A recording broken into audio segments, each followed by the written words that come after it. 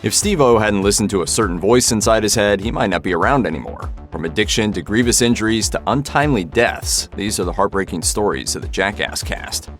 Ryan Dunn was a performer without fear or modesty, and many of his Jackass segments are the stuff of legends. That includes one featured in Jackass the movie that involved a toy car, a certain bodily orifice, and a trip to the hospital to surprise an unwitting doctor with a very unusual x-ray. Unfortunately, Dunn's propensity for daredevilry caught up with him in the most tragic way possible. In 2011, he wrapped up a night of drinking with his buddy Zachary Hartwell by getting in his Porsche 911 GT3 and then heading home at speeds that may have reached 140 miles per hour. Dunn lost control of the vehicle, which crashed and exploded into a fireball. He and Hartwell both died at the scene from blunt force and thermal trauma. The tragedy left Dunn's castmates completely devastated. They eventually paid tribute to him with a sweet memorial at the end of 2022's Jackass Forever. We've gotten away with so much life-threatening, crazy stuff. You just can't imagine us actually not surviving something. Although he's perhaps the most outwardly genial of the Jackass bunch, Dave England is no shrinking violet, as he's pulled off an amazing number of very dangerous stunts on camera. He's always been a special kind of fearless, and before Jackass even existed, that tendency cost him a small but very tender and valuable body part. England's first passion was snowboarding, and he experienced an extremely gnarly injury in New Zealand in 1997. As he revealed in Chris Raab's Bathroom Break podcast in 2019, "I fell into rocks and cracked my kidney and spleen. My guts were popping out and I was pushing them back in." The injury was ultimately classified as a double hernia. England then made the fateful decision to fly home to Oregon for surgery. Upon awakening from the procedure, he was told that one of his testicles had to be removed due to the severity of the injury. It's going to be really high and tight, though, I'll tell you that. Danger Ehren McGhehey didn't earn his nickname for nothing. In a 2022 interview with GQ, he waxed philosophical about some of his wildest stunts, and he had a lot to choose from. From the thoroughly painful, like taking softballs and pogo sticks to his private parts, to the objectively terrifying, like being strapped to a chair and slathered in honey before a bear enters the room, his stunts often seem designed to elicit the strongest possible reaction out of him. In June 2021, McGhehey stopped by Steve-O's Wild Ride podcast, and the two had a heart-to-heart about McGhehey feeling bullied by some of his castmates. Steve-O noted that over the years, McGhehey had become a butt of everyone's jokes, and McGhehey agreed, explaining, "It's all in good fun, as so everyone says, but the reality is no matter what, eventually you just get tired of the same repetitive jokes." McGhehey theorized that since he just sort of fell into this role early, other castmates felt compelled to go along with it, or they'd end up becoming the fall guy themselves. On the plus side, he also feels that this has made him more relatable to many of the Jackass fans he encounters. Among the endearing new crew members introduced in Jackass Forever was Sean McInerney, who goes by the nickname Poopies. You might be wondering how he earned himself such a juvenile moniker. The answer is about as wild as you'd expect from someone on the Jackass crew.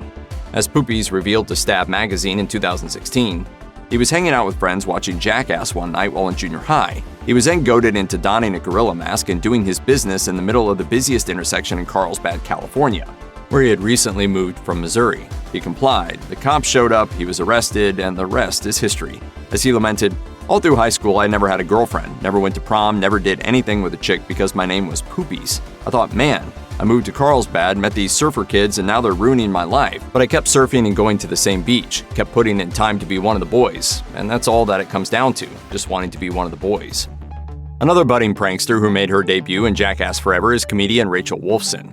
She proved to be a natural fit, as she took part in a standout bit wherein she allowed herself to receive an unconventional Botox treatment by way of exposure to a live scorpion. All right, I mean, you seem fine. I don't see any scorpion I'm fine now. marks. Wolfson is also a podcaster and a passionate advocate to the benefits of marijuana. This particular drug presented itself as an alternative to the pharmaceuticals she'd basically been forced to consume for her entire life. In a 2019 interview with Forbes, Wolfson revealed that she was diagnosed with ADHD at the tender age of 5. She was then prescribed Adderall and Ritalin. At age 12, she was further diagnosed with bipolar disorder, which prompted her parents to add lithium to her regimen. As she explained, "For as long as I could remember, the pills never made me feel right. I was supposed to be taking something to make me feel better, but it only made me feel worse."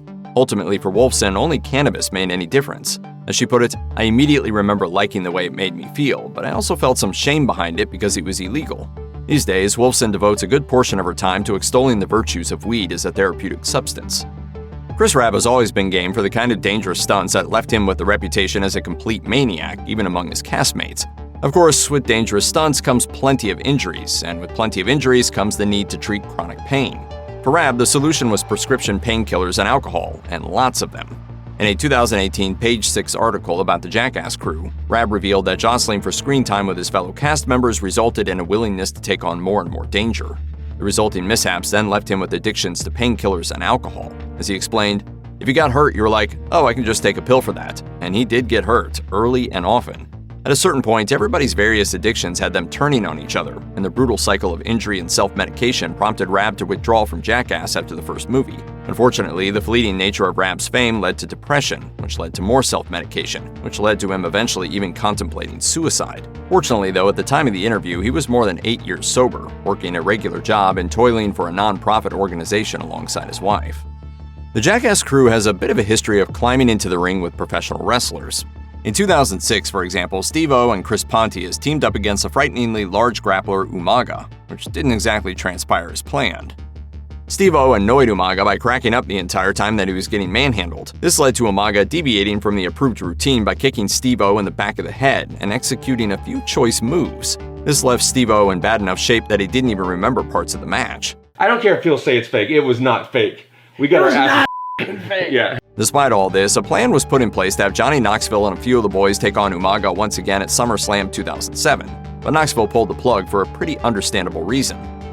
In June of that year, WWE star Chris Benoit committed suicide after killing his own wife and child. He'd previously struggled with brain damage and depression stemming from his wrestling career. This tragic incident was enough to prompt the Jackass contingent to back out of the event, although the relationship with the WWE has remained cordial.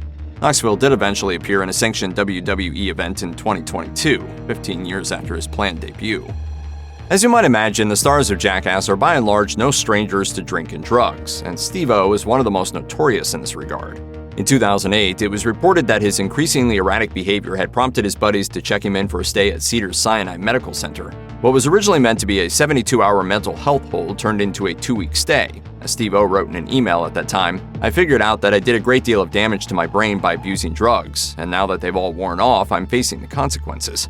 Steve-O thankfully utilized his institutionalization as a springboard to getting sober and addressing his mental health issues. In a 2016 interview with NME, he revealed that the depth of his struggle was slightly more harrowing than previously reported. He described one incident during which he heard voices that were imploring him to stop using drugs. When he failed to listen, he actually hallucinated his own intervention. As he recalled, people were filing in and sitting down, and the fact was I was completely alone the whole time. Fortunately, Steve-O listened to what his hallucinations were telling him, and he's been sober ever since his lockup. Recovery starts with an admission of complete defeat. Bam Margera has always been beloved among the Jackass faithful for his charisma, deadpan humor, and willingness to do pretty much anything for a laugh. His popularity among viewers led to the spin-off Viva La Bam, which ran for 5 seasons, and the miniseries Bam's Unholy Union, which detailed his impending marriage to his then-girlfriend Missy. But throughout his rise to fame, Margera has grappled with a constant unwanted companion: alcoholism. One major public sign of trouble happened in 2009, when Margera was hospitalized for severe dehydration after a 4-day drinking spree. The problem only got worse after Ryan Dunn's death in 2011. During a 2016 appearance on VH1's Family Therapy with Dr. Jen, he described how the loss of his best friend affected him profoundly, as he admitted, "What do you do now?" "Well, I went on a drinking bender." Margera was in and out of rehab for most of that decade, most recently completing a year-long stint in 2022 after being unceremoniously dumped from Jackass forever. Steve-O appeared on Sirius's XM Faction Talk later that year to provide a bittersweet update as he revealed, Bam sounded super drunk, but he was in good spirits. Jackass was everything to me. An old friend of Bam Margera, Brandon Novak, has made appearances on Viva La Bam and some of the Jackass movies. In a 2017 blog post on the website of author and speaker Ryan Hampton, Novak described his childhood in harrowing terms. This included a crack-addicted father who pushed him into helping him sell drugs, an addiction to heroin that began when he was still young, and the first of many rehab stints when he was a teenager. Then as a young man, despite his involvement in pro skateboarding and his association with CKY and Jackass, Novak ended up unhoused with a single pair of clothes. He was even forced into sex work to meet the demands of his heavy substance use. Countless trips to rehab failed to make a dent in his addiction until 2015, when he finally kicked heroin for good. He came out the other side with an eloquent warning for those in the process of falling into hard drug use. As he wrote in his blog post, "Addiction's like a funhouse mirror in some kind of nightmare carnival ride." Novak channeled his experiences into his memoir, Dream Seller, and the graphic novel, The Brandon Novak Chronicles. As he summed up his life on the blog post, "It's skate, drugs, and rock and roll, and I live to tell the tale." If you or anyone you know needs help with addiction issues, help is available. Visit the Substance Abuse and Mental Health Services Administration website or contact SAMHSA's national helpline at 1-800-662-HELP 4357.